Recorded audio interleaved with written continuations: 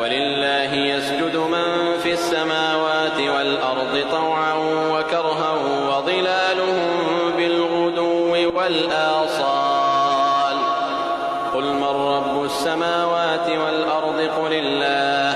قل أفاتخذتم من دونه أولياء لا يملكون لأنفسهم نفعا ولا ضرا.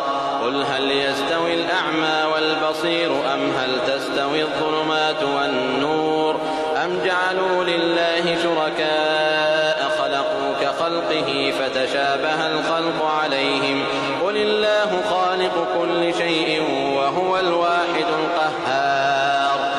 أنزل من السماء ماء فسالت أودية بقدرها فاحتمل السيل زبدا رابيا ومما يوقدون عليه في النار